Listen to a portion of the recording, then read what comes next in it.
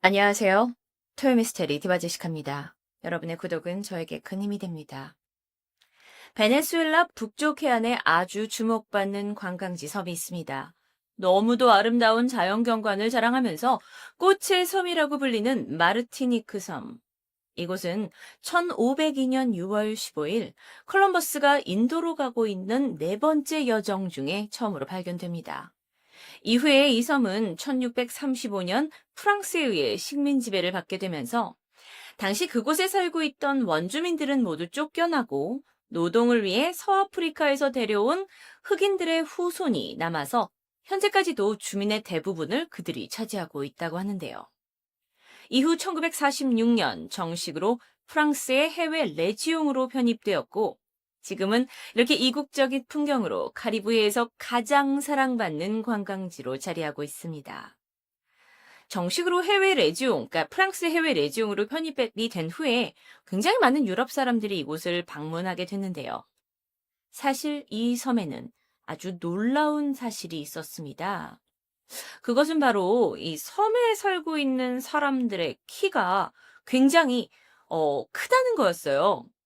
1950년대 당시 유럽 사람들의 키는 남성이 175, 여성이 164cm 정도였는데 이곳의 성인 남성의 키가 대부분 2m에 가까웠고 여성들도 170, 180 정도로 평균보다 20cm 정도 더 크게 된 거죠. 그런데 이런 현상이 비단 사람에게만 있었던 것은 아닙니다. 섬에 서식하고 있는 동물의 크기와 성장 속도도 다른 곳에 비해 월등히 빨랐다고 해요. 이렇게 사진처럼 고양이만한 쥐가 발견되기도 했고요.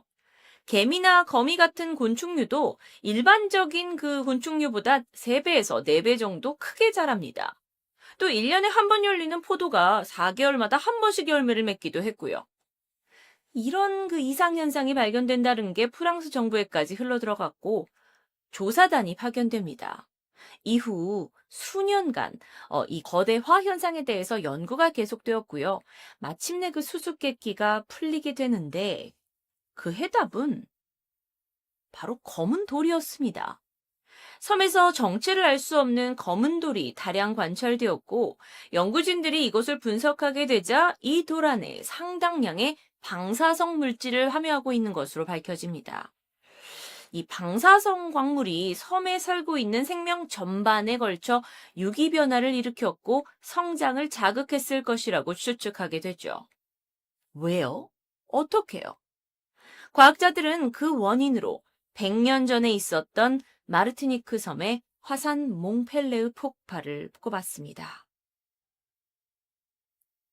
약 100년 전인 1902년 4월 23일, 마르티니크 섬 북쪽에 위치한 몽펠레 산에서 이상 징후가 포착됩니다. 몽펠레는 벗겨진 산이란 뜻을 가지고 있었던 활화산이었다고 해요. 그런데 기록에 따르면 이전 100년 동안 1792년과 1851년 두 번 정도 분화한 적이 있었지만 그게 인근 지역에 피해를 입힐 만큼 큰 폭발은 아니었다고 합니다. 그러니까 사람들에게는 그냥 안심할 수 있는 활화산이었던 거죠. 하지만 1902년 이날 몽펠레는 조금 달랐습니다. 작지만 폭발이 발생을 했어요. 그리고 그 폭발로 인해서 독한 유황가스가 서서히 산 전체로 퍼지게 되면서 새와 작은 짐승들이 가스에 질식해 죽은 채 발견됩니다. 하지만 사람들은 그닥 대수롭게 생각하진 않았습니다. 몽펠레에서 약 6.4km 정도 떨어진 곳에 마르티니크에서 가장 번화한 도시 생피에르가 있었습니다. 당시 마르티니크 섬 전체 인구수가 3만 8천여 명이었는데 그중에 약 3만 명이 이 생피에르라는 도시에 살고 있을 만큼 굉장히 번창했던 도시였죠. 자, 이 도시에 있는 사람들은 어쨌든 저쪽에서 이렇게 연기가 나고 하지만 워낙 활화산이다 보니까 신경 쓰지 않고 있었는데 이 중에 지리학자 몇 명은 좀 이상한 거 아닐까? 혹시 거대한 폭발이나 있지는 않을까? 라고 생각을 했고 4월 25일 이 마운틴, 그러니까 몽펠레 마운틴에 올라가서 꼭대기에 가봅니다. 근데 이곳에서 암석과 재를 포함한 커다란 구름이 방출된 걸 보게 됐고 26일에는 작은 분출로 인한 화산재가 흩뿌려지는 것을 보게 돼요. 27일에 산꼭대기에서 보니까 이 칼데라 속의 호수가 마치 물이 끓는 듯 거대한 가마솥처럼 보이기도 했습니다. 그러니까 이들이 현장에 가서 보니까 뭔가 안에서 막 들끓고 있는 거예요. 30일이 됐을 때는 강이 부풀어 올랐고요. 산 근처에 있는 나무들이 쓰러질 정도였습니다. 이 동안에도 화산재는 계속해서 이 3만여 명의 사람이 살고 있는 생페르 마을로 유입이 되었죠. 지리학자들은 빠르게 이 섬의 주지사였던 루이 무테를 찾아갑니다. 그리고 그에게 지금 조사를 해보니까 이게 예전에처럼 두 번 화산 폭발이 작은 규모가 아니다. 곧 화산이 폭발할 수도 있다. 라면서 사람들을 피신시켜야 되는 게 아니냐고 주장합니다. 하지만 주지사 루이 무테는 그들의 말을 귀담아 듣지 않았습니다. 사실 5월 11일 곧 프랑스 하원 의원 선거에 그가 정신이 팔려 있었기 때문이에요. 루이 무테는 프랑스의 여러 식민지 대사관 직원과 외교관을 거친 뒤에 이 마르티니크 섬에 와가지고 주지사에 오른 인물입니다. 아주 야망이 큰 사람이었어요. 아니, 근데 지금 중요한 선거, 하원 의원 선거를 앞에 놔두고 화산 폭발이라고? 그럴 순 없지. 루이 무테 정치 인생에 있어서는 안 되고 있을 수도 없는 일이었습니다. 게다가 당시 이 화산학, 지진학 연구가 걸음마 단계였고 몇 사람의 그냥 지진학자 말만 듣고서 곧 화산이 폭발할 거니 사람들 움직이세요라고 얘기할 수 없었을 수도 있습니다. 왜냐하면 3만 명이나 되는 주민이 있었으니까요. 게다가 이 루이 무테가 거주하고 있던 곳은요, 몽펠레 산과는 좀 거리가 있는 섬 중부에서 살았기 때문에 실질적으로 몽펠레 산 주변에서 일어나고 있는 어떤 변화들을 감지하지 못했을 수도 있습니다. 결국 그는 지리학자들의 이런 우려에도 불구하고 우린 전혀 걱정할 필요가 없습니다. 라는 전단지까지 배포하면서 화산 폭발설을 일축하게 됩니다. 하지만 5월에 들어서면서 이 화산 폭발의 징조는 시민들도 알 수 있을 정도로 뚜렷해집니다. 그러다 5월 2일 오후 11시 30분. 화산은 짙고 검은 연기를 내면서 시끄러운 폭발음을 내게 됐고요. 지진까지 일으키게 됩니다. 지질학자들조차 이제는 주지사를 설득하기를 포기하고 가족과 지인들을 설득해서 섬을 벗어나서 피신하게 됐죠. 그런데 여전히 주민들은 상황을 제대로 이제 듣지 못했으니까, 여기는 워낙 화산 지역이었으니까, 어떻게 된 거지? 어느 정도인지 파악이 안 되는 거예요. 그래서 사람들이 이 주지사의 집무실로 올라갑니다. 그래서 묻게 되죠. 주지사님, 지금 괜찮은 건가요? 이에 루이 무테는 태연한 표정으로 말합니다. 우린 안전하니까 걱정하지 마세요. 하지만 그의 호언장담은 오래가지 못했습니다. 이틀 후인 5월 5일, 화산 이류, 즉 화산재가 이렇게 물과 만나가지고 시멘트 반죽처럼 걸쭉해진 상태로 산사태처럼 쏟아졌어요. 그러면서 마을을 덮치기 시작합니다. 150여 명의 인명피해가 즉각적으로 발생했어요. 그러자 이제 루이 무테가 어라? 이거 상황이 좀 심각한데? 하면서 과학자들에게 자문을 구하기 시작했죠. 하지만 때는 너무 늦었던 걸까요? 5월 7일, 부관에게 주지사 권한을 넘기고는 일단 생페르로 떠납니다. 그곳에는 현지 과학자들과 군인, 기술자들이 모여서 대책회의를 하고 있었죠. 자, 생페르라는 도시에 이제 도착한 루이 무테가 본회의에 참석하지는 않았다고 합니다. 그러면서 이 대책회의들, 그러니까 전문가들을 데리고 대책회의가 몇 시간이고 지속이 되었지만 이게 정말 우리가 피해야 될 것인가? 아니면 그냥 있어도 될 것인가? 사람은 지금 너무 많은데 늦은 건 아니냐? 아니면 괜한 짓 하는 거 아니야? 이런 이야기를 몇 시간째 하다가 결국 아무런 결론을 내리지 못한 채 일단 현장을 방문해보고 주민들을 대피시킬지 말지를 결정하자라는 너무도 아니라고 바보 같은 결론을 내리게 되죠.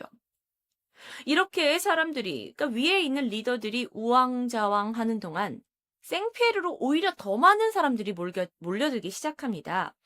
왜냐면 지금 막 화산이 터진다, 막 지진이 났다, 막 이런 상황에 불안감을 느낀 사람들이 차라리 인구수가 제일 많은 생피에르로 피난을 오는 게 더 낫겠다라고 생각했기 때문입니다. 사람들이 이렇게 불안과 두려움에 떨고 있는 그 마지막 날까지도 신문에서는 여전히 도시가 안전하다고 주장하는 기사가 실려 있었다고 합니다. 다음 날인 5월 8일 아침, 주지사와 전문가들은 몽펠레 산 아래 있는 어떤 작은 마을로 배를 타고 출발을 했어요. 그러니까 그 몽펠레 산 밑에 가서 상황이 어떤지 보겠다라는 거죠. 이때 당시 28살이었던 젊은 구두 수성공 레옹 콤페레랭드레는 새벽부터 이상한 광경을 목격합니다. 산과 숲에서 쥐와 뱀이 막 도시로 다 내려오는 거예요. 그리고 도시 여기저기 출몰하는 겁니다. 도시에 막 이런 산짐승이 나타나서 사람을 무는 바람에 큰 소동이 있었죠. 그 동물들이 아주 다급하고 재빠르게 보였습니다. 레옹이 이 광경에 처음에는 넋이 나가 있었는데요. 그러다가 땅이 흔들리고 하늘이 어두워지기 시작합니다. 더불어 굉장히 뜨겁고 이 독한 냄새를 가진 연기가 도시를 점점 덮치기 시작했죠. 사람들이 맥을 못 추고 막 흐느적거리는 장면도 보게 됐어요. 자, 그러니까 이게 갑자기 순간에 이 도시의 광경이 지옥처럼 변해버리는 겁니다. 이 연기에 사람들이 쓰러지고 동물들이 막 돌아다니고. 그래서 레옹이 이때 생각을 한 게 자신의 그 구둣가게 지하에 공간이 좀 있었는데 그곳으로 피해야겠다는 생각을 했어요. 그래서 그곳으로 막 피하려고 하는데 이때부터 화산재와 분출물이 도시로 막 떨어지기 시작합니다. 그러다 보니까 몸에 화상을 입기도 해요. 누군가는 그걸 맞고 옆에서 쓰러지기도 합니다. 사람들이 막 여기저기 비명을 지르고 있죠. 필사적으로 레옹이 도망을 쳐서 간신히 가게 건물 지하로 들어갈 수 있어요. 그가 문을 잠그자마자 거대한 폭발음이 들렸습니다. 한편 이 루이무테 주지사와 그의 일행 또한 화산이 어떻게 되는지 알아보려고 갔다가 항구에 들어서는 순간 이뿜어진 화산 폭발로 인해 모두 배에 탄 채로 사망하게 됩니다. 화산과 약 6.4km밖에 떨어지지 않았던 이 생피에르 마을도 재앙을 피할 수 없었습니다. 전조 증상을 전혀 감지하지 못한 채 뒤늦은 피신으로 인해 화산 폭발은 도시를 덮쳤고 도시는 금세 시신으로 가득하게 됩니다. 몽펠레 화산 폭발은 사흘이 지나서야 잠잠해졌는데요. 이제 화산 폭발이 끝나고 생피에르에 도착한 사람들은 정말 할 말을 잃어버렸습니다. 이게 이 화산 폭발 이후의 도시의 모습인데요. 자세히 보시면 해안가 주변에 있었던 건물들이 그냥 다 뼈대만 남긴 채 그냥 몽땅 사라져 버렸어요. 화려했던 도시가 하루아침에 폐허가 되어 버렸죠. 그리고 더욱더 끔찍했던 건 살아있는 생명이 어떤 것도 보이지 않았습니다. 무언가 구조가 필요했을 수도 있지만 너무도 순식간에 벌어진 일이라 사람 자체가 없어요. 인구가 3만여 명이나 됐던 도시에서 살아남은 사람이 단 몇 명뿐이었습니다. 그중에 아까 말씀드렸던 구두공, 지하실로 대피를 해서 살아남을 수 있었죠. 그는 살아남기 위한 그 과정 속에서 옆에서 마을 사람들이 죽어가는 걸 모두 목격한 사람입니다. 그리고 10살짜리 소녀도 살아남았고요. 또 다른 사람이 있습니다. 지하 교도소에 갇혀 있다가 이 화산을 피할 수 있었던 27살 남성 루이 오기스트 시파리스도 살아남게 됐는데요. 이 사건 이후에 그가 도대체 어떤 그 지하 감옥에 있었느냐라는 게 알려지면서 이곳이 이렇게 잘 보존이 되어 있다고 합니다. 그가 이렇게 생존을 하게 됐고요. 그 이외에도 한 여성이 있었다고 해요. 그런데 며칠간 살아있긴 했지만 이 화산재에 너무도 큰 화상을 입어서 간신히 버티다가 사람들이 영문도 모른 채 섬에 도착을 합니다. 이 섬 왜 이렇게 된 거야? 라는 그 수색팀에게 화산이 폭발했습니다. 라는 증언만 겨우 남기고 숨을 거두었다고 합니다. 당시 생피에르에서 그때 사망한 사람의 수가 무려 36,000여 명이라고 합니다. 더 안타까운 건 하필이면 불안에 떨던 시민들이 화산 폭발을 피해서 온 곳이 생피헬이었기 때문에 더 많은 인명피해를 입었던 거예요. 이 폭발로 인한 사망자 수는 거의 섬 전체 인구와 맞먹는 숫자입니다. 얼마 후에 프랑스 정부에서 해군을 파견을 했어요. 이제 섬을 복구해야 하니까요. 그런데 5월 20일 날 화산이 또 폭발합니다. 그러면서 2천여 명이 목숨을 잃게 되고요. 8월 30일, 그러니까 3개월 후에 화산이 또 분화를 일으켜서 이번엔 동쪽 마을에 있던 마을 사람들 1,085명이 안타깝게 사망하게 됩니다. 물론 자연재해를 쉽게 막을 수는 없습니다. 하지만 그 전조 증상을 이야기해줬던 과학자들의 말을 만약 주지사 루이 무테가 들었다면 그의 안일했던 생각이 거의 히로시마 원자폭탄 40배에 달하는 강력한 열과 가스 그리고 재를 발생시킨 폭발 피해를 더 확대시켰고요. 무려 36,000여 명에 달하는 엄청난 수의 희생자를 낳게 되었습니다. 이후 이 사건은 세계 언론을 통해서 알려지면서 주변 국가들의 지원으로 마르티니크 섬은 이스라린 상처를 치유할 수 있었는데요. 전문가의 분석에 따르면 몽펠레 화산은 지금까지도 활동하고 있지만 그날과 같은 정말 엄청난 36,000여 명의 사람들을 순식간에 사망하게 만들 수 있는 그 엄청난 폭발을 다시 일으키려면 아마 몇만 년에 걸리는 긴 시간이 필요할 것이라고 합니다. 다행히 앞서서 보셨던 사진처럼 지금은 이 섬이 복구가 잘 되어서 다시 아름다운 모습을 되찾았고요. 현재 인구 10만이 넘는 큰 도시가 되었습니다. 또 화산 폭발에 대한 대비가 완벽하게 갖춰져 있다고 하는데요. 인간은 흉내도 못 낼 만한 거대한 자연의 힘에 무너진 인간들, 그리고 자신의 사리 사욕만을 생각했던 한 멍청한 주지사가 만들어낸 비극. 토요미스테리 디바제시카였습니다. 안녕하세요. 토요미스테리 디바제시카입니다. 시간은 1834년 멕시코 서쪽의 한 산 중턱에 위치한 평범한 집안에서는 산모가 출산을 준비하고 있었습니다. 몸이 점점 무거워져 오는 지난 10달 동안을 힘겹게 기다렸고요. 곧 엄마가 된다는 기쁨에 이 자궁 밑에서 저려오는 끔찍한 고통을 잘 참아내고 있었죠. 그렇게 산모가 수시간 고생을 한 끝에 드디어 아기 울음소리가 들렸습니다. 하지만 아이를 받아든 산파는 그 자리에서 다리에 힘이 풀려서 풀썩 주저앉아 버렸고요. 아이를 마침내 본 엄마는 참다 비명을 지릅니다. 뱃속에서 세상에 갓 나온 이 아이의 모습은 일반적인 아이의 모습은 아니었습니다. 얼굴과 몸에 꼿꼿한 까만 털로 덮여 있었고요. 얼굴의 모양도 귀와 코가 어딘지 모르게 비대해 보였고요. 기영아가 태어난 것이었습니다. 1800년대라는 시대였기 때문에 그녀의 엄마는 뭔가 초자연적인 힘에 의해서 이 딸이 이상한 모습으로 태어났다고 생각했지만 나중에 밝혀진 바에 의하면 그녀는 과도한 털이 자라는 다모증과 턱이 지나치게 튀어나오는 잇몸 증식증을 가지고 태어난 것이었습니다. 아이의 이름은 줄리아 파스트라나. 그녀가 자라게 되면서 생김새는 더욱더 또래와 다르게 됩니다. 이게 그녀의 실제 사진 모습인데요.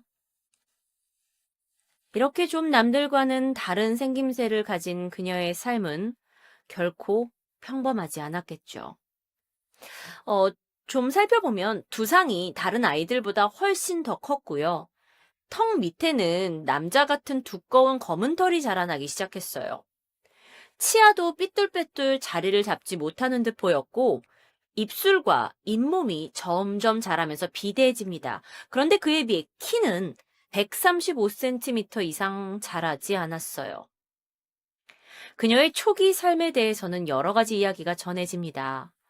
엄마와 어린 시절을 보내기는 했지만 곧 삼촌이 그녀를 고아원에 보내버렸고 이후에 서커스에 팔았다는. 뭐 어쨌든 어린 시절 고아원에 맡겨져서 살던 줄리아는요. 이런 어떤 좀 특이한 외형으로 인해서 좋든 싫든 유명세를 타게 됩니다. 그런데 이때 그녀의 이야기를 듣게 된 지역 주지사가요. 선뜻 줄리아를 입양하게 돼요. 그래서 자식으로 키우나 보다 했더니 그건 아니었고요. 자신의 집에 하녀로 둠과 동시에 그의 집을 방문하는 사람들에게 볼거리로서 제공되었던 거죠. 그러니까 이곳에서의 삶 또한 입양이 되긴 했지만 결코 행복하진 않았을 것으로 예상됩니다. 그리고 그녀가 20살이 되던 1854년, 줄리아는 드디어 주지사의 집을 떠나 자신의 고향으로 산으로 돌아가서 조용히 살기를 희망했습니다. 하지만 그녀의 소박한 꿈은 쉽게 이뤄지지 않았죠. 줄리아가 이렇게 자유의 몸이 되자마자 한 미국인 공연가를 만나게 됩니다. 그리고 그는 미국에 가서 더 큰 무대에 올라갈 수 있다라는 희망을 그녀에게 심어주면서 결국 줄리아는 그의 손을 잡고 미국으로 건너옵니다. 그 당시에는 전 세계에서 프릭쇼라는 게 유행을 했어요. 그러니까 외형적으로 좀 특이한 사람들을 모아서 볼거리적인 쇼에 등장시키는 그런 걸 프릭쇼라고 하는데요. 이 트렌드를 타고 줄리아 파스트라나는 미국에서 마이너 연예인의 길을 걷게 됩니다. 그녀는 생각외로 노래도 잘했고요. 춤도 잘 출 수 있었고요. 외모를 빼고는 뛰어난 어떤 공연자의 면모를 갖추게 됩니다. 그녀의 첫 데뷔 무대는 뉴욕의 브로드웨이의 한 극장이었어요.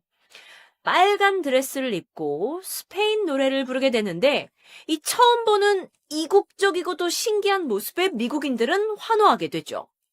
이후에 각 신문을 장식하면서 그녀가 더 큰 유명세를 타게 되는데요. 기사에서 그녀를 묘사한 것을 보면 큰 턱과 뾰족한 송곳니, 그녀의 생김새는 엄청나게 끔찍하지만 피범한 눈과 재능을 가진 여성인 것 같다. 게다가 스페인어로 부르는 목소리는 완벽한 조화를 이룬다라는 기사가 쓰여 있었다고 해요. 한편 그의 매니저이자 공연 감독이었던 렌트는요.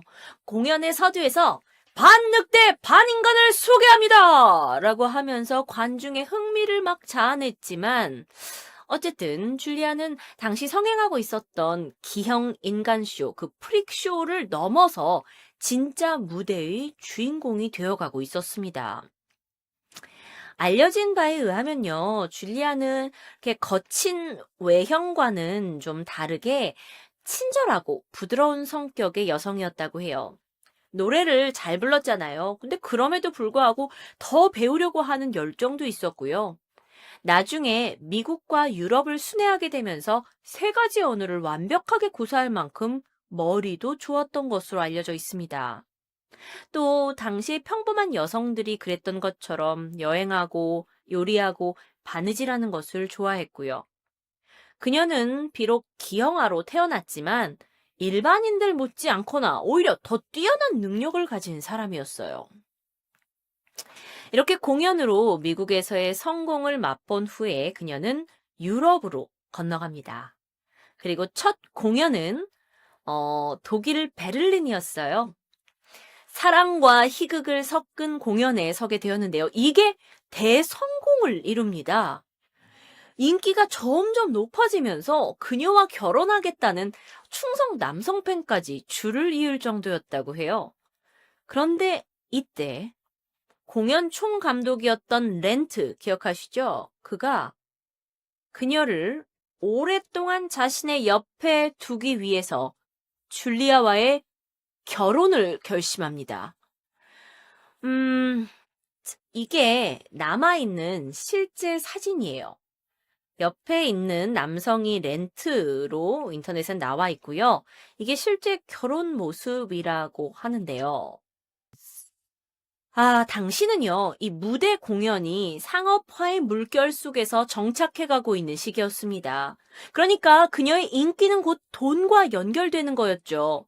그런데 그것이 그녀를 자유롭게 할 수는 없었습니다. 그러면서 렌트는요, 어, 줄리아에게 프로포즈 했던 많은 남성들이 있었지만 부자가 아니었기 때문에 줄리아가 다 거절했다고 언론에 발표를 하고는 본격적으로 결혼 이후에 그녀를 소유하기 시작합니다. 낮에는 줄리아가 외출하지 못하도록 감시했고요. 밤에는 여기저기 공연을 하면서 돈을 끌어모았죠. 그런데 그 중에 외출을 허락받을 수 있었을 때도 있었습니다. 그녀의 어떤 기형적인 모습에 관심을 가지고 이것을 연구해 보려고 했던 의사들과의 만남, 미팅이죠, 그러니까. 이거에는 외출이 허락되었는데요. 이 역시 렌트가 그 의사들의 연구에 대한 대가로 돈을 뒤에서 챙겼기 때문이라고 알려져 있습니다. 그러던 중이었어요. 줄리아가 러시아, 폴란드 순회 공연을 떠나 있었는데요. 그때 그녀는 자신의 임신 사실을 알게 됩니다. 사실 굉장히 키가 작거든요. 그리고 일반인보다 조금 더 좁은 골격을 가지고 있었다고 해요. 그래서 골반 또한 작았는데요. 그로 인해서 임신 후에 출산의 고통은 배로 증가합니다. 그런데 줄리아 뱃속의 아들도 엄마와 같은 유전병을 가지고 있었고요. 털에 덮인 채 기형의 모습으로 태어납니다. 그리고 더 안타깝게도 아이는 태어난 지 이틀 만에 사망하게 되죠. 그런데 비극이 이게 끝이 아니었어요. 줄리아 또한 아이의 죽음 이후 시름시름 앓더니 3일 후에 사망하게 됩니다. 그때가 1860년이었다고 해요. 그녀가 죽기 전 남긴 마지막 말은 나는 행복합니다. 내가 많은 사랑을 받았다라는 것을 잘 알고 있습니다. 였다고 합니다. 그런데 이야기가 여기서 끝이 나지 않습니다. 졸지에 자신의 돈줄이었던 줄리아를 잃어버린 렌트는요, 어떤 행동을 취했냐면 줄리아와 기형으로 태어난 아들의 시신을 모스크바 대학의 어느 교수에게 팔아버립니다. 왜냐하면 워낙 당시 의사들이 관심이 많았어요. 이런 모습으로 태어난 어떤 기형아적은 의학적으로 연구의 가치도 있었으니까요. 그래서 그 교수가 이들을 해부한 후에 미라로 만들었고 이걸 또 전시하기 시작합니다. 근데 이게 대중에게 엄청난 관심을 받게 돼요. 사람들은 돈을 내고 이 줄리아와 아기 미라를 보기 위해서 몰려들게 되는데 이 사실을 알게 된 렌트가 화가 납니다. 그래서 다시 미라를 차지하기 위해서 법적 소송을 벌이게 되고 결국 승리합니다. 이후에 렌트의 행적은 더욱더 기가 찹니다. 줄리아와 비슷한 기형 여성과 결혼해요. 그리고 그녀에게 제노라 파스트라나라는 이름을 붙여서 줄리아 동생으로 소개합니다. 그리고 제노라와 함께 줄리아 그리고 줄리아 아기 시신을 데리고 이 미라를 이런 식으로 유리관에 넣어가지고 전시 공연을 다니기 시작합니다. 아무리 인기를 누렸다지만 기형 인간쇼를 벗어나서 한때 무대 공연 배우로 활약했던 줄리아가 사망한 후에 다시 기형 인간쇼의 굴레에 빠지게 된 것이었죠. 렌트 일가는요, 러시아에 정착했고 그곳 박물관에 밀랍 인형 샵을 열게 됩니다. 아까는 그림이었고 이것은 실제 사진의 모습입니다. 렌트로 추정이 되고 있고요. 유리관에 넣은 줄리아의 미라가 된 시신이죠.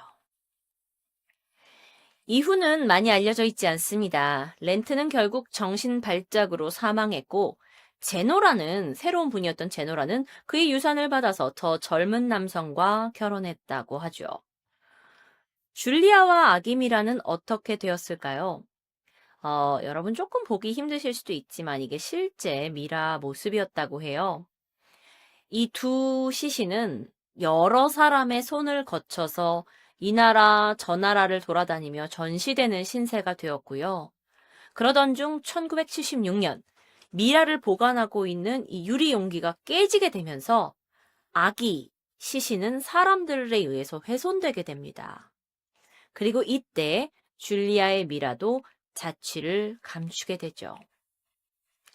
그러다 시간이 지난 1990년 노르웨이 오슬로 대학의 검시의학센터 지하실에서 그녀의 미라가 다시 발견됩니다.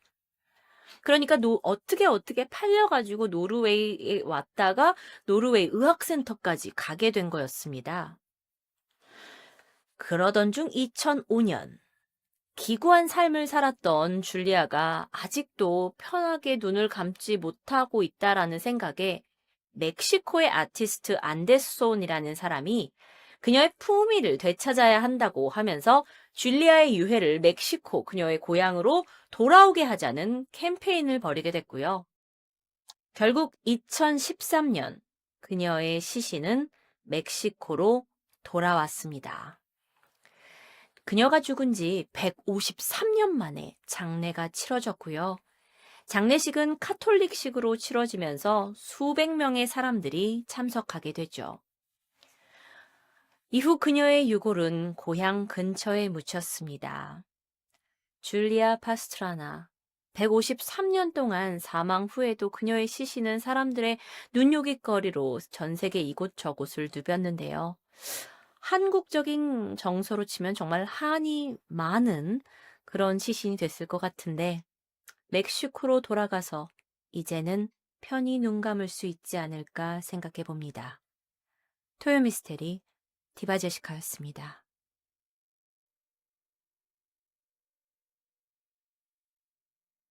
안녕하세요. 토요미스테리 디바제시카입니다. 1945년 어느 겨울밤 12월 24일이었습니다. 크리스마스 이브 날이죠. 미국 웨스트 버지니아주 페이어트빌이라는 곳은 이탈리아 이민자들이 모여 사는 작은 마을이었습니다. 대부분의 가정들과 마찬가지로 소더신의 가족은요, 집에 모여서 화목한 연말을 보내고 있었죠.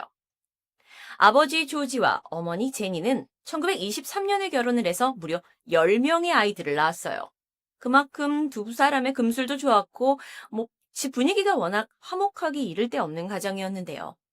1945년, 그때 당시의 크리스마스는 2차 세계대전이 일어나고 있던 때였습니다. 그래서 안타깝게도 큰오빠는 전쟁에 참전하고 있었기 때문에 함께하지 못했고요. 부부는 나머지 아이들 9명과 함께 성탄 식사를 하고 둘러앉아서 행복한 크리스마스를 보내고 있었습니다. 식사가 끝난 후에 낮 동안에 농장을 돌보느라 피곤했던 23살 존과 16살 조지는 먼저 잠자리에 들게 돼요. 그리고 나머지 아이들은 17살의 큰언니 메리언이 일하던 잡화점에서 장난감을 사온 게 있는데 이걸 가지고 노느라 정신이 없었습니다. 시간이 금세 흘러 10시 늦은 밤이 되었고요. 엄마가 아이들을 자라고 재촉하는데 신이 난 애들이 좀처럼 잘 기미를 보이지 않습니다. 결국 엄마는 아이들이 더 놀 수 있도록 허락해줍니다. 대신 14살 모리스와 9살 루이스에게 잠자기 전에 소에게 먹이를 주고 닭장을 꼭 잠가야 된다고 당부를 했고요. 2살이었던 어린 막내딸 실비아는 자신이 안고 침실로 올라가게 됩니다. 엄마가 이제 잠이 든 지 얼마나 지났을까요? 갑자기 요란한 전화 벨소리가 울렸습니다. 잠에서 깬 엄마가 전화를 받자 술에 잔뜩 취한 여자 목소리예요. 거기 벨라 있어요? 뒤에서는 약간 술집인 듯한 소리가 시끄럽게 나고 있는데요. 아마 늦은 밤까지 크리스마스 파티를 즐겼던 사람이 술에 취해서 전화를 잘못한 모양이었습니다. 전화를 끊고는 다시 침대로 돌아옵니다. 그리고 얼마나 지났을까? 이번엔 뭔가 지붕 위로 쿵 하고 떨어지는 소리가 들려요. 그리고 그 부딪힌 물체가 굴러서 떨어지는 소리까지 이어서 들렸습니다. 엄마가 이 소리에 잠에서 깼지만 이후에 별다른 소리가 들리지 않았기 때문에 다시 잠을 청합니다. 그런데 얼마 지나지 않아서 이번에는 타는 냄새가 납니다. 뭐지? 이미 몇 번이나 자다가 깼기 때문에 잔뜩 짜증이 나 있었고 획 하고 방문을 열었는데요. 문을 열자 그녀 눈앞에 펼쳐진 광경은 충격 그 자체였습니다. 그녀와 남편 그리고 9명의 아이들이 잠들고 있는 이 집에 불길이 활활 타오르고 있었기 때문입니다. 그녀는 즉시 방으로 돌아와서 남편 조지를 깨우고는 어린 실비아를 안게 하고 차례로 다른 아이들을 깨웠습니다. 1층에 자고 있던 큰딸 메리온, 존, 조지는 금세 일어나서 밖으로 빠져나오게 돼요. 부부는 남은 아이들을 깨우기 위해서 위층으로 향하게 되는데 안타깝게도 계단이 이미 화염에 휩싸여서 더 이상 올라갈 수가 없었습니다. 그래서 아이들을 깨우기 위해서 이름을 힘껏 소리쳤죠. 하지만 소용이 없었습니다. 집은 점점 화염에 휩싸이고 있고요. 다급히 소방서에 전화를 걸어봅니다. 그런데 어째서인지 전화가 걸리지 않아요. 결국 부부는 밖으로 나와서 창문을 통해서 아이들을 구조해 보려고 사다리를 찾기 시작합니다. 그런데 늘 같은 곳에 두던 이 사다리가 사라졌어요. 찾을 수가 없습니다. 이러는 동안 불길은 더 거세지고 있어요. 다급해진 아버지 조지가 트럭을 집 옆에 대고 놓고는 이 위층으로 접근을 하려고 시도를 했는데 어쩐 일인지 트럭에 시동이 걸리지 않습니다. 낮에만 해도 분명 멀쩡했던 트럭이었어요.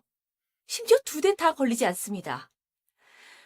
다급해진 조지는 맨발로 벽을 기어 올라가서 창문으로 진입을 시도했지만 유리창이 깨지면서 팔에 오히려 큰 부상을 입어요. 실패하게 됩니다. 이렇게 어른들이 온갖 수단을 동원하는 동안에 큰딸 메리언은 이웃집 문을 두드렸고요. 겨우 문을 열어준 이웃집에서 소방서에 전화를 걸게 되는데 당시에 전쟁 때문에 인력이 부족해진 소방서에서는 소방차를 운전할 줄 모르는 소방관만이 당직 중이었습니다. 결국 먼저 탈출한 부부와 4명의 아이들, 그저 속절없이 그 집에 남아있는 5명의 형제들이 불길에 휩싸이는 모습을 울부짖으면서 바라볼 수밖에 없었습니다. 소방차는 해가 뜰 무렵에야 소더 가족의 집에 도착합니다. 이미 집은 잿더미가 된 후였어요. 깊은 슬픔에 빠져있던 아버지 조지는 도착한 소방관과 함께 5 아이들이 남아있는 이곳 유해라도 건지기 위해서 현장에 들어갑니다. 하지만 아이들의 흔적을 발견하지 못합니다. 시신도 뼈도 찾을 수가 없었어요. 마치 사라진 것처럼요. 조사를 진행한 소방관은 이게 전기 배선 결함으로 인해서 화재가 발생한 거고 집안에 있던 5 아이들은 분명 모두 사망했을 것이다. 아마 불길이 이 시신을 모두 다 태워버릴 만큼 뜨거웠기 때문이었네 시신을 찾지 못했다고 결론 지었습니다. 정말 소더 가족에게는 날벼락 같은 비극이었죠. 조금 더 철저한 조사를 위해 소방서에서는 현장을 그대로 보존하자고 권하게 되지만 부부는 아이들의 모습이 눈에 선해서 그대로 둘 수가 없었습니다. 그래서 사건 발생 후 4일 후에 부부는 잿더미가 된 집에 아이들을 추모하기 위해 정원을 만들기로 해요. 이게 실제 그 정원으로 추정되는 곳인데요. 위로 이제 집이 다 정리가 되고 위로 1.5m가량 흙을 덮었고요. 사건 발생 5일 후인 12월 30일에는 5 아이들에 대한 사망진단서가 발행됩니다. 그리고 3일 후에 다음 해인 1월 2일에는 장례식이 치러졌습니다. 그렇게 소더 가족은 잃어버린 가족을 가슴에 묻으면서 다시 삶을 살아가려고 애쓰게 되죠.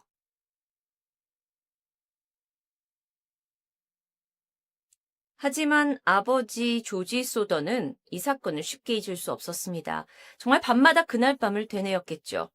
그리고 어느 날 갑자기 생각 하나를 떠올리게 되는데 불이 난 지 얼마 안 됐을 무렵에 거실에 있던 크리스마스 트리에서 전구가 빛나고 있던 것을 기억합니다. 만약 경찰의 말대로 전기 배선 때문에 불이 났다면 집안의 모든 전기 전원이 꺼져야 하는데 왜 트리의 전구는 켜져 있었을까요? 뭔가 의심스러웠습니다.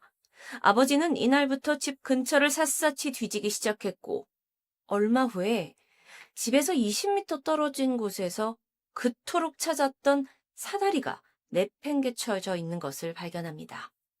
또한 전화 수리공을 통해서 그 당시에 집안의 전화선이 화재로 인해서 불이 타서 연결이 안 됐던 것이 아니라 집 근처에 있는 전신주에 전화선이 끊겼기 때문인 것을 알아내게 됩니다. 전신주의 전화선은 4.3m 높이에 있었어요. 전신주에 올라서도 61cm 정도 더 팔을 뻗어야 닿을 수 있는 곳에 있었는데요. 즉, 이것은 누군가 의도적으로 끄는 것이라고밖에 설명할 도리가 없었던 겁니다. 낮에까지만 해도 잘 걸리던 트럭에 시동이 걸리지 않은 것도 이상했습니다. 이렇게 하나하나 정황들을 밝혀내던 중 막내딸 실비아가 집 근처에서 놀다가 우연히 초록색 고무볼 같은 걸 발견했다고 합니다. 근데 아버지는 이것을 보고 순간 그날 밤 지붕에 툭 하고 무언가 떨어진 그 소리를 낸 게 이게 아닌가라는 생각을 하게 합니다. 그러니까 자신의 집에 누군가 의도적으로 이 고무볼에다가 불을 붙여가지고 던졌을 거라는 추정이죠. 그의 주장을 뒷받침이나 하듯 그날 버스를 운행했던 한 기사가 이곳을 지나가다가 빛나는 둥근 물체가 높이 날아오르는 것을 목격했다라고 증언하기도 합니다. 아내 역시 이상했던 것을 다시 기억해내는데요. 잿더미가 된 이 집을 흙으로 덮기 전에 마지막으로 보았던 게 불에 그을려진 주방용품들이었어요. 소방관 말대로 엄청난 고온에 집안이 휩싸였고 그래서 아이들의 시신이 다 탔다면 이것들도 뭔가 녹거나 그래야 되지 않았을까? 하지만 이 주방기구들은 사실 끓음 외에는 거의 멀쩡했기 때문에 뭔가 이상하다는 생각이 들게 된 거죠. 이렇게 부부의 의심이 점점 커져갈 무렵 소문이 들려오기 시작합니다. 아이들이 화재로 인해서 집 안에서 사망한 게 아니라 누군가에 의해서 납치당했다는 이야기예요. 화재가 있던 날 한 여성이 불이 난 집으로부터 차 안에 태워진 아이들을 태우고 가는 것을 보았다. 아이들이 차 밖으로 고개를 내밀고 있었다고 증언하게 되고요. 또 다른 목격자는 소더 가족의 집으로부터 약 80km 떨어진 고속도로 휴게소에서 플로리다 번호판을 단 차량이 아이들을 데리고 식사를 하러 왔는데 자신이 직접 그 테이블을 서빙을 했다고도 말합니다. 또 다른 증언은요. 모텔에서 일하고 있던 한 여성이 이탈리아 여성 2명과 남성 2명이 자신이 신문에서 본 그 아이들과 함께 자정 무렵 모텔에 체크인을 했었는데 자신이 아이들과 다정하게 이야기를 나누려고 하자 한 남성이 이를 제지하고 이탈리아어로 빠르게 대화를 나누었다고요. 그런데 이튿날 이들은 서둘러 떠났다고 합니다. 모든 게 이렇게 정확하지 않은 상황에서 소문에 소문을 타고 사람들 사이에서는 이탈리아 마피아가 소더가의 아이들을 납치한 게 아니냐는 소문도 돌기 시작합니다. 아버지 조지 소더는 이탈리아에서 태어난 사람인데 미국으로 이민을 왔어요. 근데 이 동네가 이제 이탈리아 이민자들이 모여 사는 곳이었잖아요. 근데 그가 당시에 그 집권하고 있던 독재 정권 무솔리니에 대한 굉장히 적대적인 발언을 서슴지 않았던 사람으로 알려져 있습니다. 그러니까 그렇게 좀 자극적인 발언을 하다 보니 어떤 이탈리아 또 이민자들은 그에게 불쾌감을 느끼고 있었는데 또한 조지 소더에게 생명보험을 판매하려다가 거절당한 영업사원도 있었고 그는 그에게 화재로 불타서 죽어버려라라는 저주의 욕을 하기도 했다고요. 그러니까 이 사건이 발생한 후에 가족과 관련된 여러 가지 크고 작은 사건들이 이 아이들의 납치와 관련된 것이 아니냐 하면서 무성한 소문이 떠돌기 시작합니다. 1947년 조지와 제니 부부는 FBI에 이 사건에 대한 편지를 보냅니다. 그리고 수사관이 이 지방당국의 허가를 받으면 자신들이 수사를 진행하겠다는 긍정적인 답변을 받게 되죠. 하지만 어째서인지 이 페이어트빌 지역 경찰과 소방서는 이미 종결된 사건이라면서 이 요청을 거절하게 됩니다. 이에 조지는 포기하지 않고 이번에는 사립 탐정을 찾아가서 수사를 요청하게 되는데요. 그러다 당시 화재 사건 수사 담당자 모리스라는 사람이 아이들 유해 중 일부를 발견했었고 이걸 어디에 보관하고 있다는 이야기를 들을 수 있었어요. 탐정은 아니라고 부인을 하는 모리스를 달래서 결국 장소를 알아냈고요. 이 유해가 담긴 상자를 파내기도 하지만 결국 이 모든 것은 이 수사관 모리스가 소더 가족이 하도 힘들게 다니니까 이걸 위로하기 위해 만들어낸 가짜 유해라는 게 밝혀집니다. 황당하죠? 1949년에는 워싱턴에서 유명한 병리학자를 고용해서 화재 현장에서 법의학 발굴을 시도하기도 합니다.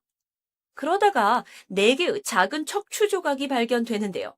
조사 결과 이것은 한 사람의 몸에서 나온 뼈 조각으로 약 17세에서 22세 사이의 남성의 척추뼈로 밝혀집니다. 즉, 누군가가 그곳에 묻었다는 걸까요? 그 후 몇 년간 계속해서 아버지 조지는 소문을 따라 전국 각지를 돌면서 아이들을 찾아다닙니다.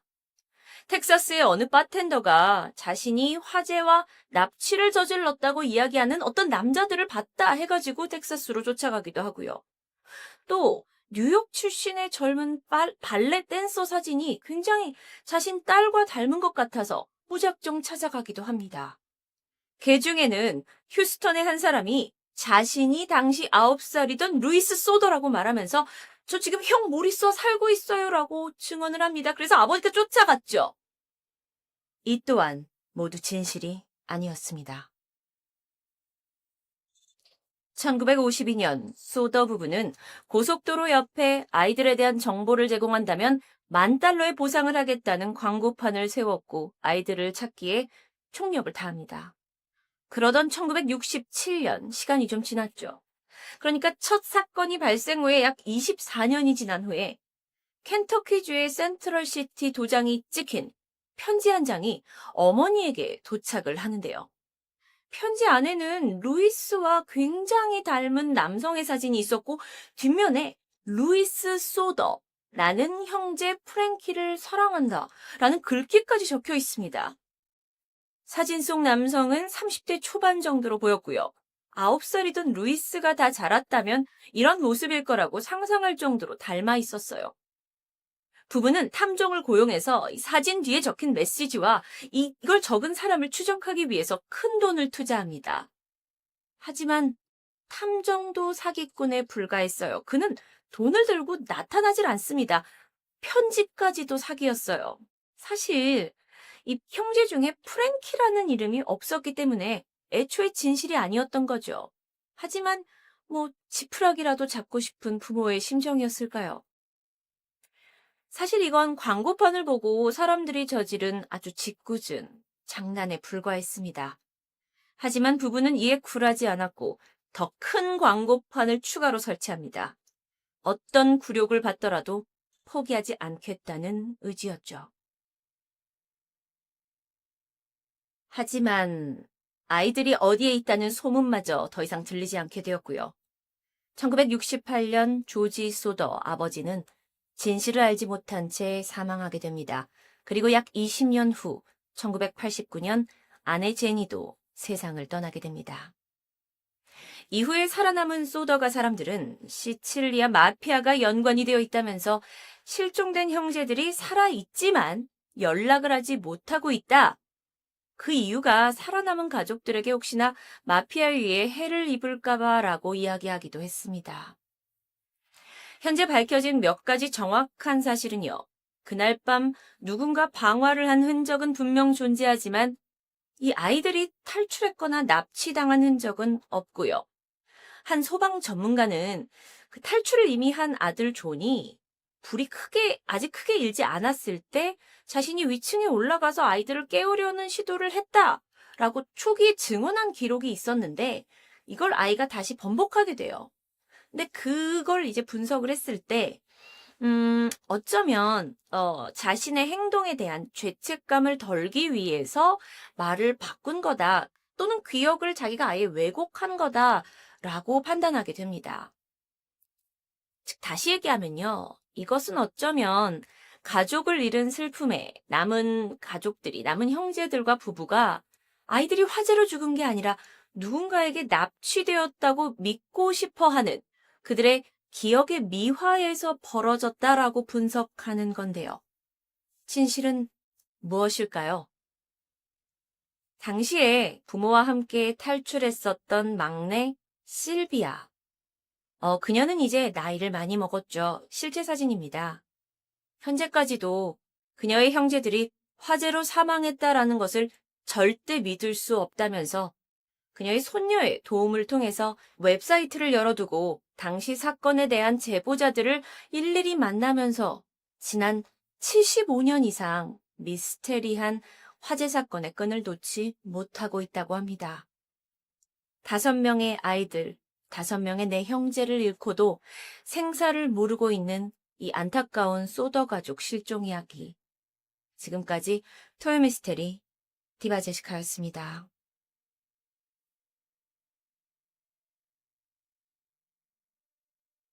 안녕하세요. 토요미스테리 디바제시카입니다. 한국에서 2시간 남짓 비행기로 금방 도착하는 대만. 예전부터 우리에게 친숙한 관광지로 잘 알려져 있죠. 그중에 가장 활기찬 상업지구인 신베이시에는 세계 무역센터와 각종 컨벤션 센터, 전시관까지 아주 현대적인 도시로 이루어져 있는데요. 그런데 이곳에 아주 미스테리한 스토리를 간직한 한 호텔이 존재합니다. 이름은 그랜드 하얏트 호텔. 처음에는 저도 쉽게 믿기지 않았는데요. 이곳은 1990년에 설립되어 지금까지 30여 년 가까이 된 유서 깊은 호텔로 11만 평이 넘는 대지에 27평으로 올려진 거대한 규모입니다. 객실은 스위트룸까지 총 944개에 달하고요. 대형 야외 수영장까지 더해서 멋진 조경을 완성하는 5성급 호텔이죠. 이곳을 다녀간 사람 휴 잭맨, 니콜라스 케이지 이렇게 유명 배우들이 거쳐갔고요. 송혜교 씨도 여기에 묵었던 장소로 유명합니다. 지리적으로 굉장히 대만을 관광하기에 편리한 곳에 있어서 실제 다수의 한국 관광객들도 대만 여행 시 선호하는 호텔이고요. 그런데 이런 유명세에도 불구하고 이 호텔의 루머를 아는 사람들은 숙박을 꺼리기도 한다고 합니다. 그런데 이와는 또 대조되게요. 할로윈 시즌이 되면 가장 먼저 예약이 가득 찰 만큼 큰 인기를 누린다고 하는데 도대체 왜일까요? 1990년 처음 이 호텔이 생겼을 때 새롭게 고용된 많은 직원들은 들떠 있었어요. 거대한 규모, 그리고 고급스럽고 세련된 인테리어 때문이었는데요. 그래서 다들 이곳에 일할 수 있다라는 것만으로도 굉장한 자부심을 느꼈고 열정적으로 일에 임했죠.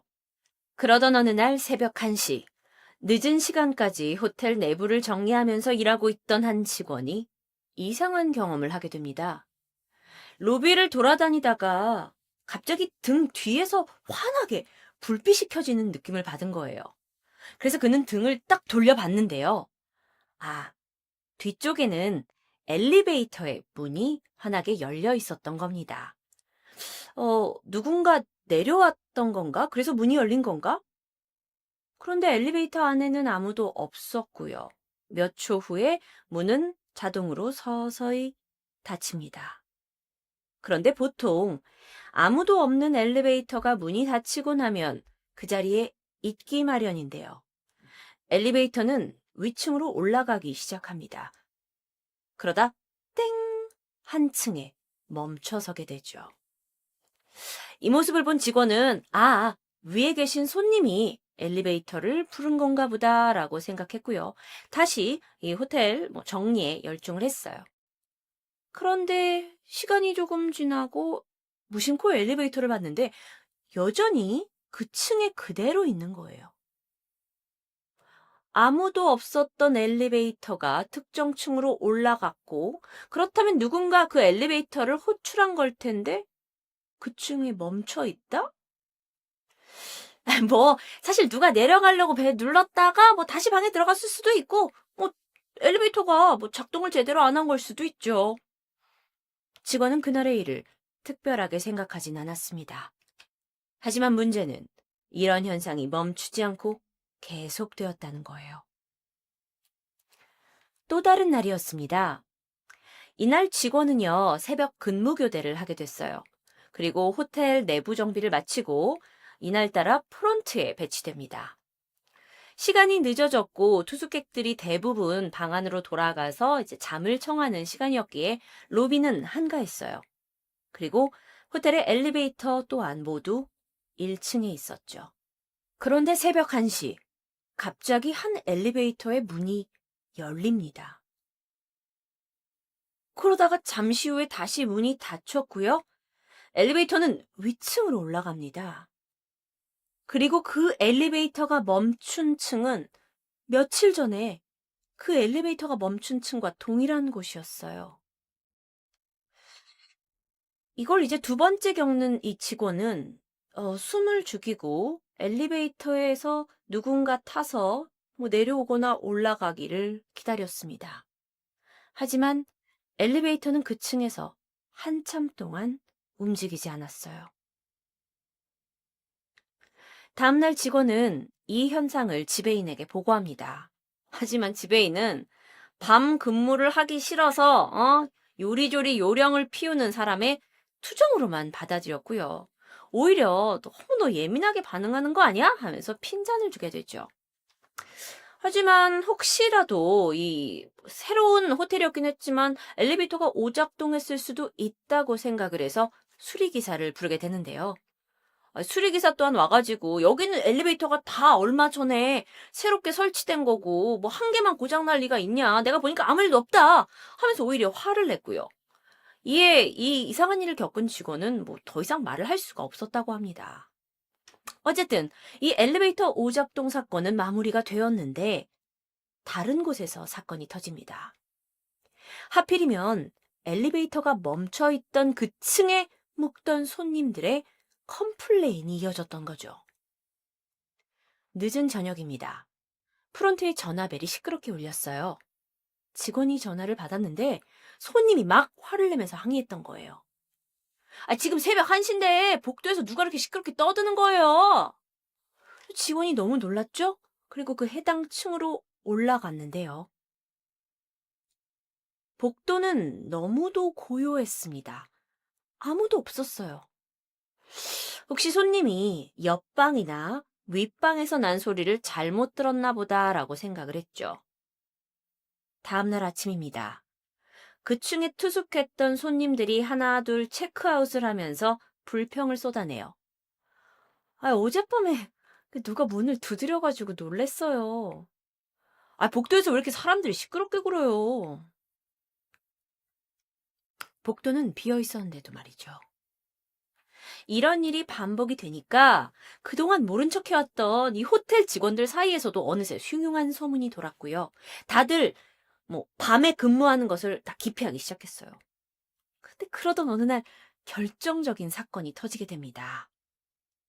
늦은 새벽이었어요. 한 손님이 속옷 차림에 완전 겁에 질린 얼굴로 1층 로비로 뛰어내려옵니다. 그러더니 제가 방에서 자고 있었는데요. 머리맡에 군복 입은 남자가 절 노려보고 있었어요. 라고 말합니다. 혹시 침입자가 있었던 걸까요? 호텔 직원들이 일단 허겁지겁 위에 올라가서 확인을 해봤는데 방엔 아무도 없었습니다. 자꾸 이런 일들이 발생하니까 이제 직원들은요, 이 해당 층을 더 이상 가려고 하지도 않아요. 그리고 이 사실을 알게 된 지배인은 크게 화를 냈죠. 이 서비스 교육을 이렇게 하면 안 된다면서. 그런데 사실 2층에 묵었던 그 손님들 사이에서도 괴소문이 퍼지게 되면서 호텔의 투숙객은 점점 줄기 시작합니다. 결국 이대로 둘 수 없다고 생각한 지배인은 이 호텔은 뭐 그런 이상한 일이 나는 곳이 아니다라는 것을 먼저 직원들에게 증명해 보이기 위해서 용기 있는 직원 한 명을 뽑아서 하룻밤을 그 층에서 잠을 자고 오면 포상을 내리겠다고 합니다. 그리고 이에 한 젊은 직원이 지원을 하게 되죠. 그는 이곳에 매일 출근하는 직장이었지만 뭐 가격이 너무 비싸서 하룻밤을 자볼 수가 없었던 터라 오히려 좋아했어요. 그리고 그는 일전에 손님이 방에서 군인의 형상을 봤다는 바로 그 방에서 하룻밤을 보내기로 합니다. 푹신한 침대에다가 깔끔한 욕실. 아휴, 언제 돈 벌어서 이런 데 내가 자보나 하면서 그가 이렇게 시간을 보내던 중 어느덧 새벽 1시가 되었습니다. 갑자기 문 밖에 복도 쪽에서 시끌벅적한 사람들의 말소리가 들려요. 직원은요, 자신을 걱정해준 동료들이 왔다고 생각을 해서 얼른 나가서 반갑게 문을 열었죠. 하지만 문 밖에는 아무도 없었습니다. 일단 너무 놀라서 그가 문을 다시 닫았고요. 뒤돌아서 침대로 돌아가려는 순간 다시 복도에서 소리가 들리기 시작했어요. 토복, 토복, 토복. 마치 군화를 신은 사람이 걷는 것 같은 소리였는데요. 직원은 혹시나 동료들이 자신을 놀리는 게 아닐까 하면서 이번에는 문을 더 활짝 열어봅니다. 하지만 여전히 복도에는 아무도 없었죠. 약간의 두려움이 밀려왔습니다. 분명 소리를 들었는데 말이죠. 그는 일단 하룻밤만 버티면 내일 받을 포상이 있기 때문에 잠을 청하기로 합니다. 그렇게 곤히 잠이 들었는데 얼마 지나지 않아서 뭔가 느낌이 이상해요. 그래서 잠에서 깼죠. 근데 분명 나 혼자 있는 이 방에서 느껴지는 이 싸한 기운? 그는 너무 무서워서 눈을 뜨기조차 겁이 났어요. 하지만 질끈 감은 눈을 서서히 뜨게 되는데요. 곧이어 숨이 멎을 것 같은 공포감에 사로잡힙니다. 군복을 입은 남자가 그의 얼굴 코앞에서 자신을 노려보고 있었던 거예요. 너무 놀래서 이 직원이 눈을 이렇게 피해가지고 다른 곳으로 시선을 돌렸는데 글쎄 군복을 입은 몇 명의 남자들이 이 사람이 누워있는 침대를 둘러싸고 내려다보고 있다는 것을 알아챕니다. 몇 시간 후 동료 직원들은 그를 깨우러 방에 들어왔어요. 그리고 정신을 잃은 그 직원을 발견하고는 바로 병원으로 이송됩니다. 이 일이 있고 나서 이제 직원들 사이에 두려움은 커져만 갑니다. 어떤 이들은요, 나는 여기서 더 이상 일하지 못하겠다. 나는 그냥 다른 호텔로 이직을 하겠다라는 여러 가지 이야기들이 운운되기 시작합니다. 그래서 결국 호텔 지배인은요, 묘안을 생각해내는데 대만에서 가장 유명한 스님을 찾아가요. 참고 사진입니다. 그리고 이 지배인의 간절한 부탁에 스님이 그랜드 하얏트 호텔을 방문하게 되고 한참 동안 말없이 호텔 이곳저곳을 둘러본 후에 스님은 부적 2장을 그리기 시작합니다. 그리고 이런 말을 남겼죠. 이 부적을 1층에 걸어두세요. 그리고 구리로 만든 종을 천장에 붙여놓으면 다 괜찮아질 겁니다. 정말 스님의 이 부적 덕분이었을까요?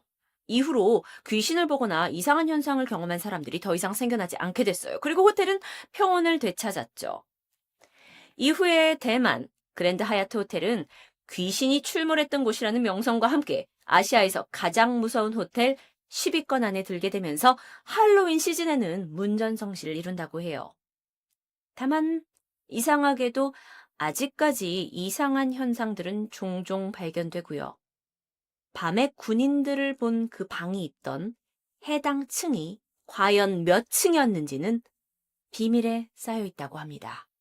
게다가 들리는 이야기로는 유명 배우 성룡도 이곳에 투숙하다가 복도에 수상한 소리를 듣고 황급히 체크아웃했다고 하는데 아직 끝이 아닙니다. 호텔 측에서는 이런 여러 가지 이야기에 대해서 근거 없는 소문이라고 일축하는데요. 실제로 여러분이 그랜드 하얏트 호텔 투숙객이라면 로비를 거쳐 엘리베이터로 가는 길에 눈에 띄는 것이 있습니다. 조금 크게 보여드릴게요.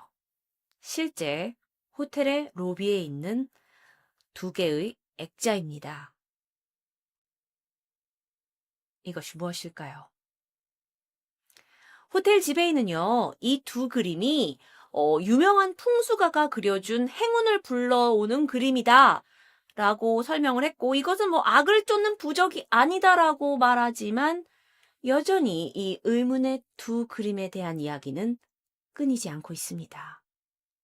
게다가요, 그 침대맡에 군인이 나왔다는 해당 방에도 어딘가에 부적이 붙어 있다고 하는데 만약 여러분이 대만에 가셔서 그랜드 하얏트 이 호텔 숙박하게 되고 방 어딘가 침대 및 화장실 또는 벽에 붙어있는 액자의 형태로 부적 같은 게 발견된다면 즉시 방을 바꿔달라고 하는 것이 좋을 것 같습니다. 아시아의 귀신 들린 호텔로 유명해진 대만 그랜드 하얏트 호텔의 괴담, 토요미스테리 디바제시카였습니다.